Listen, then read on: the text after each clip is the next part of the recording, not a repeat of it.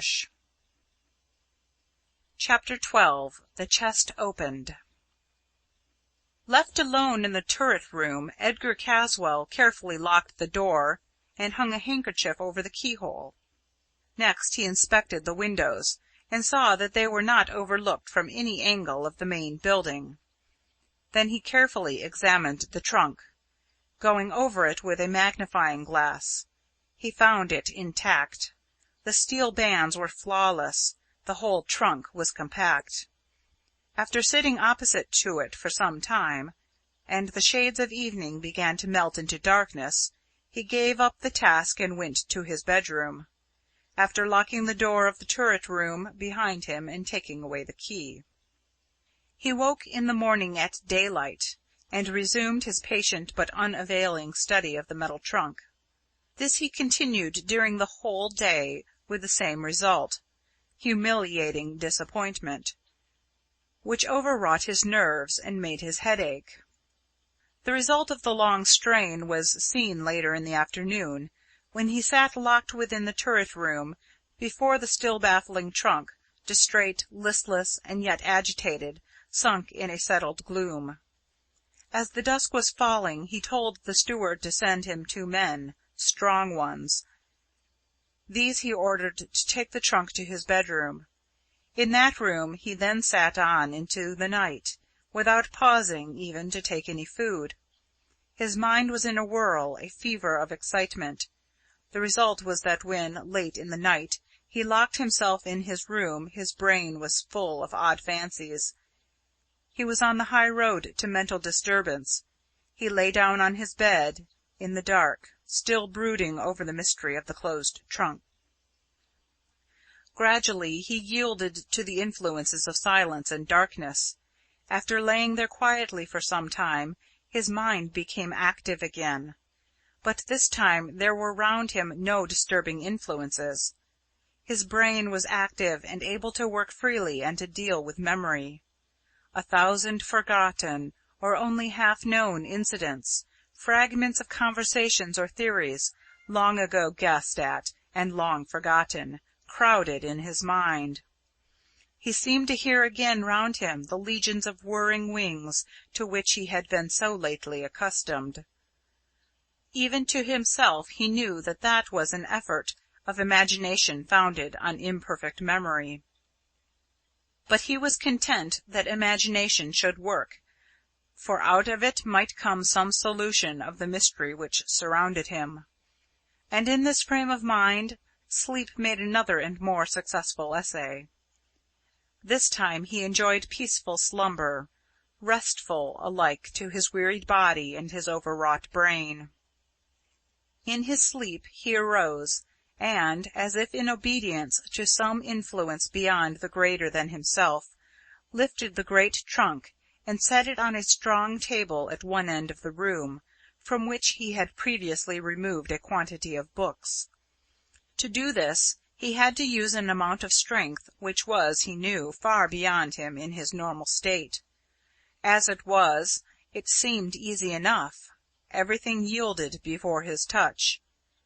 Then he became conscious that somehow, how he never could remember, the chest was open. He unlocked his door, and taking the chest on his shoulder, carried it up to the turret room, the door of which also he unlocked. Even at the time he was amazed at his own strength, and wondered whence it had come. His mind, lost in conjecture, was too far off to realize more immediate things. He knew that the chest was enormously heavy. He seemed, in a sort of vision which lit up the absolute blackness around, to see the 2 sturdy servant men staggering under its great weight. He locked himself again in the turret room and laid the opened chest on a table, and in the darkness began to unpack it, laying out the contents, which were mainly of metal and glass, great pieces in strange forms, on another table.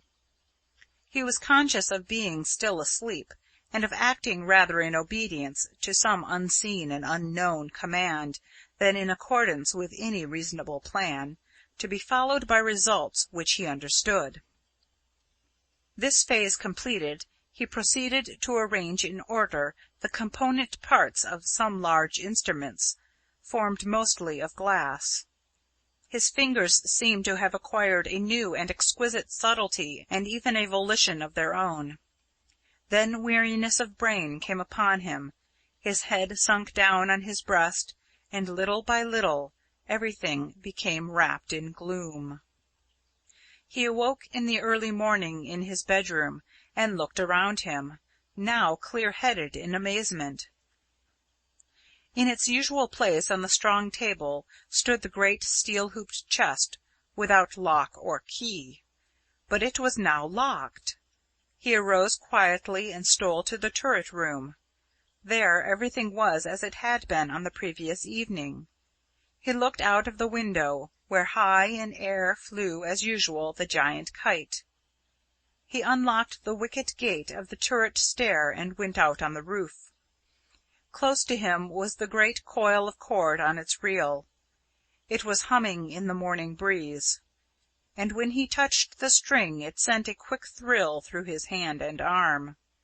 There was no sign anywhere that there had been any disturbance or displacement of anything during the night. Utterly bewildered, he sat down in his room to think. Now for the first time he felt that he was asleep and dreaming. Presently he fell asleep again, and slept for a long time. He awoke hungry, and made a hearty meal. Then towards evening, having locked himself in, he fell asleep again.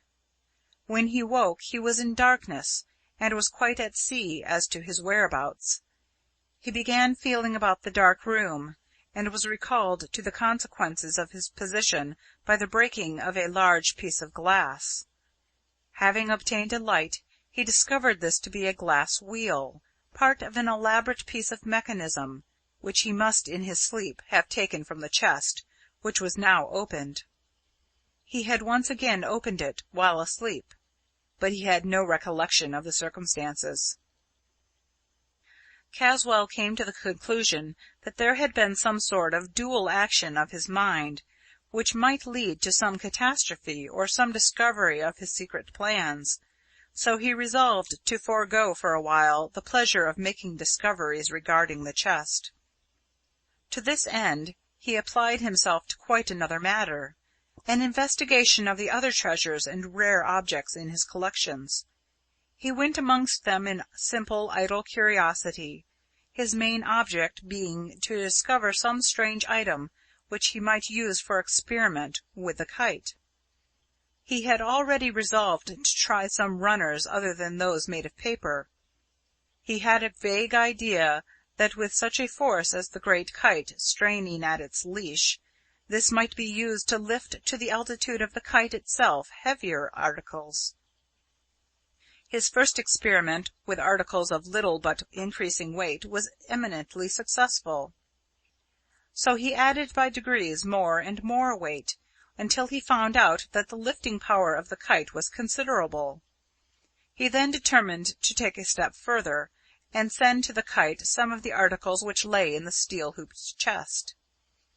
The last time he had opened it in sleep, it had not been shut again, and he had inserted a wedge so that he could open it at will. He made examination of the contents, but came to the conclusion that the glass objects were unsuitable. They were too light for testing weight, and they were so frail as to be dangerous to send to such a height. So he looked around for something more solid with which to experiment.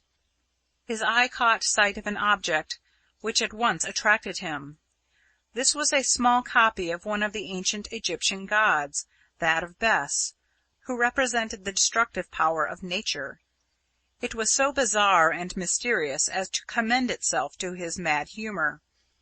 In lifting it from the cabinet, he was struck by its great weight in proportion to its size. He made accurate examination of it by the aid of some instruments, and came to the conclusion that it was carved from a lump of lodestone. He remembered that he had read somewhere of an ancient Egyptian god cut from a similar substance, and thinking it over, he came to the conclusion that he must have read it in Sir Thomas Browne's Popular Errors, a book of the 17th century. He got the book from the library and looked out the passage. "A great example we have from the observation of our learned friend Mr. Graves, in an Egyptian idol cut out of lodestone and found among the mummies, which still retains its attraction, though probably taken out of the mine about 2000 years ago." The strangeness of the figure, and its being so close akin to his own nature, attracted him. He made from thin wood a large circular runner, and in front of it placed the weighty god, sending it up to the flying kite along the throbbing cord. Chapter 13. This recording is in the public domain.